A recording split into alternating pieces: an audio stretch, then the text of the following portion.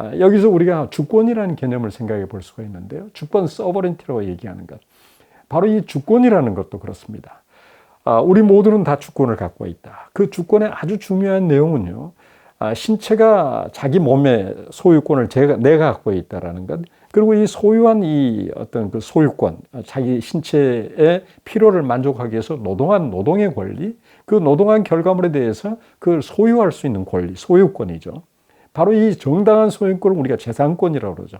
그리고 이 자기 재산을 마음껏 처분할 수 있는, 자기가 그걸 향유한 나머지를 처분할 수 있는 처분권.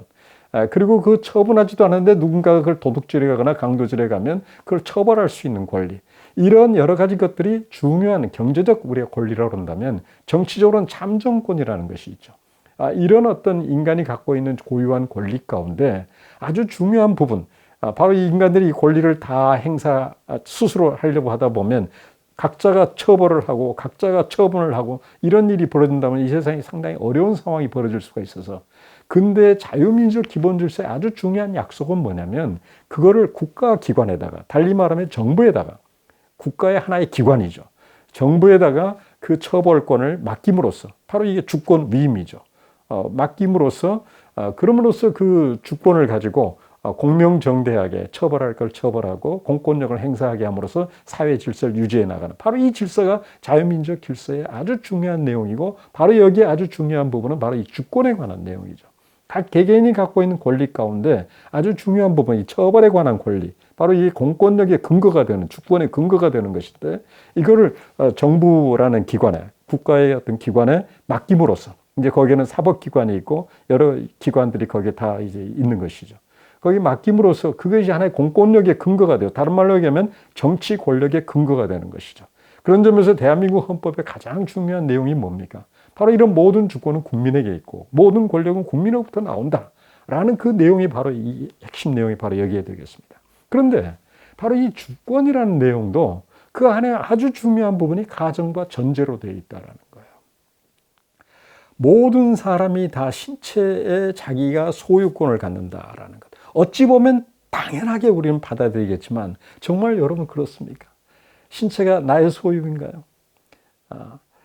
이 부분에 대해서 여러분들이 이렇게 한번 생각을 해보십시오. 내가 오늘 또 여러분들하고 같이 이런 대화를 나누기 위해서는 아침 식사를 해야 되고요.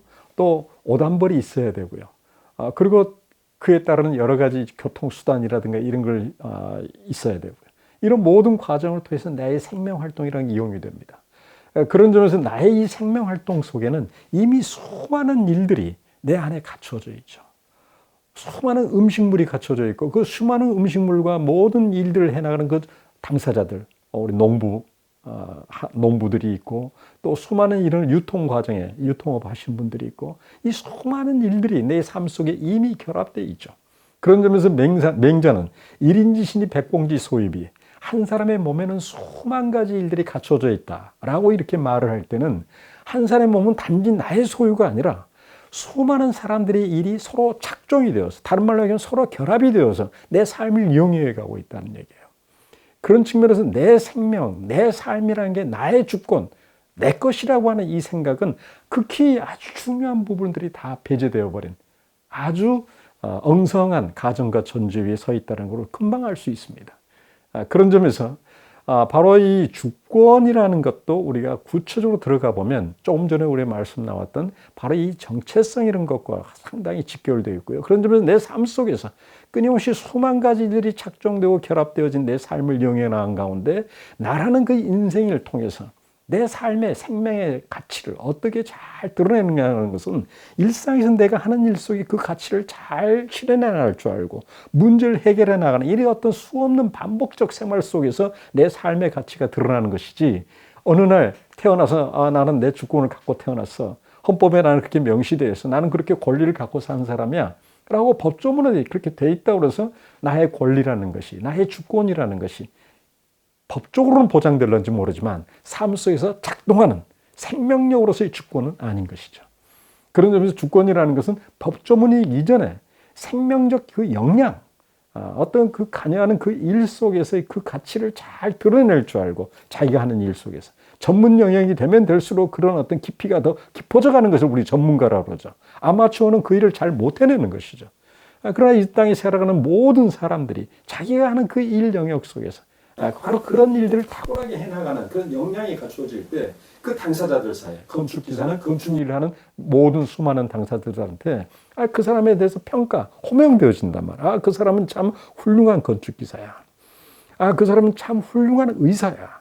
그 사람은 참 훌륭한 교육자야. 라고 그 호명되어지고 평가되는 이 수평적인 관계 정체성과 바로 그 일 속에서 가치를 잘 구현해 나갈 줄 아는 바로 이런 그러면서 문제를 잘 해결해 나갈 줄 아는 이 가치의 정체성이라는 것은 그 사람의 삶의 정체성뿐만 아니라 바로 지금 말씀드린 이 주권적 역량, sovereignty라는 말은 supreme power라는 뜻입니다. life power, life energy죠. 삶의 에너지죠. 이 삶의 에너지로서 이 주권이라는 부분은 단순히 법적으로 보장되어지거나 법적으로 명시되었다고 해서 그 사람에게 그 주권이 주어진다? 이거는 앞뒤가 뒤바뀐 문제죠. 아무리 법적으로 보장되어 있다 하더라도 그 사람 평상시에 자기 주권적 역량을 잘 발휘하지 못한다 그런다면 그 주권을 누리지 못하죠. 그런 측면에서 아주 중요한 바로 이 우리 헌법에 명시된 이 주권에 관한 부분도 상당히 중요한 본질적인 부분이 이렇게 가정과 전제로 되어 있다. 그렇다고 그런다면 이 기회에 우리가 정말 주권이라는 게 무엇인가? 생명적 그 아주 중요한 역량의 핵심이 무엇인가? 바로 그 자기가 관여하는 그 일 속에서 소중한 가치를 잘 실현해 나갈 줄 알고 그걸 찾아서 마치 커버에 이렇게 덮여져 있는 것을 디스커버, 벗겨내서 발견해, 디스커버 말 그대로 발견해내는 거 아닙니까? 발견해내서. 그러면서 그 일 가운데 그것이 꽃이 피듯이 잘 구현해 나갈 때 그 일에 관여하는 당사자 모두에게도 그것이 이롭도록 그 일을 해나갈 때 어떻게 호명이 되겠어요? 당연히 그 일을 훌륭하게 해내는 덕스러운, 바로 이런 의미에서 덕성인 것이죠. 이 덕성이라는 것은 그런 점에서 이런 가치의 정체성과 이 관계의 정체성이 잘 함께 드러날 때, 이 수직적인 가치의 정체성과 수평적인 관계의 정체성이 잘 드러날 때 우리는 바로 그 사람이 참 덕성이 있는 교사다. 그 사람이 참 덕성이 있는 건축기사다.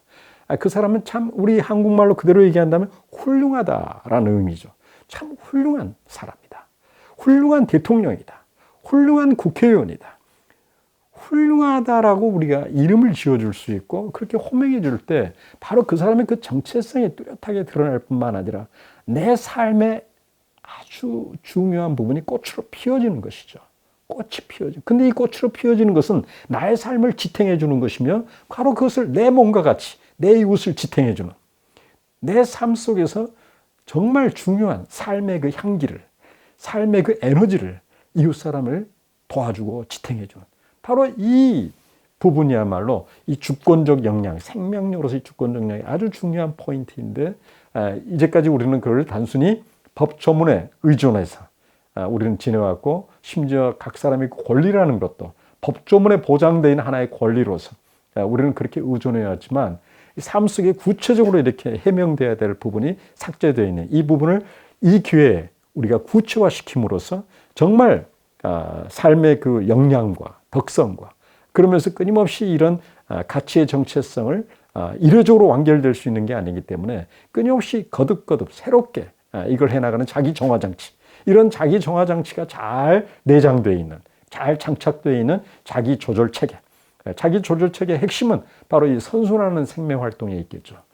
바로 문제를 잘 해결해 나가고 주제를 잘 좋은 주제의 상태를 잘 실현해 나가는 이런 어떤 상태를 잘 구현해 나가는 바로 이것이야말로 여러분들하고 지금 우리가 생각해 보자 아주 중요한 포인트이며 그런 점에서 2025년 123 계엄령이라는 이 어떤 사건을 통해서 우리 대한민국 전체가 지금 홍역을 앓고 있는 바로 이런 상황이라는 것은 바로 이게 중요하기 짝이 없는 우리의 현실의 삶의 어떤 질서를 우리의 어떤 공동체의 질서를 한 단계 부쩍 업그레이드 시킬 수 있는 왜 이게 부쩍 업그레이드 시킨 거죠? 그동안 이런 것들이 다 가정과 전제로 마치 텅 비어있는 빈 박스처럼 우린 그걸 거기까지 묻지를 못했단 말이야. 거기에 관심을 갖지 못했단 말이야. 그저 민주화하기 바빴고 절차적 민주화에 대통령 직선제 우리는 그런 수준에서 그러면서 상권 어떤 견제와 균형의 방법을 통해서 그러면서 그 안에서 안정 질서를 유지해 나가면 바로 이것이 좋은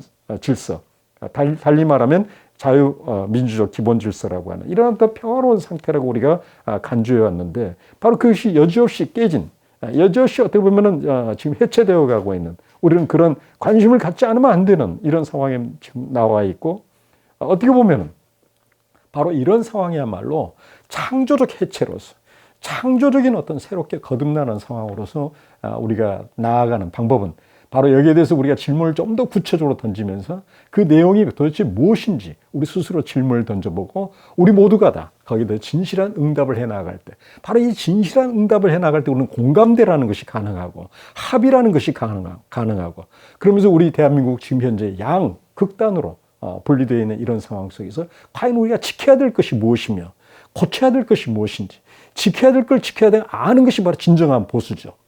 고쳐야 될 걸 분명하게 아는 것이 진정한 혁신, 진정한 진보 세력이죠.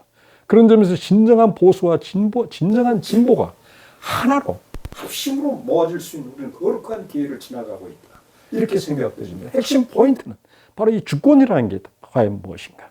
그리고 우리 헌정 질서의 자유민족 기본 질서가 그게 도대체 무엇인가? 그리고 우리가 그동안 가정해왔던 한국 기독교인의 정체성, 한국 기독교인은 나름대로 신앙생활을 잘 해나가면서 이웃사랑을 실천해 나갈 것이라고 하는 그것들이 과연 지금 현재 우리의 모습 속에서 과연 그것이 가정과 전제로 머물러 버리는 건 아닌가? 아니면 현존하는 정말 그런 삶의 모습인가? 우리 스스로 자문자답해 봐야 되는 아주 중요한, 우리는 지금 과정을 겪고 있다는 것이고요. 한 단계 더 나아가서 관료인이라든가 정치인이라든가 또는 지식인이라든가, 바로 이러한 각자가 하고 있는 일 속에서 바로 이런 가치 정체성과 수평적인 이런 관계의 정체성을 잘 구축해 나가면서, 그러면서 진정한 자기의 삶의 주권을 제너레이팅, 발전시켜 나가고 있는 이런 어떤 생명력 있는 이런 삶을 살아가고 있는 것인지 우리 스스로가 물어봐야 되는 아주 중요한 계기를 겪고 있다.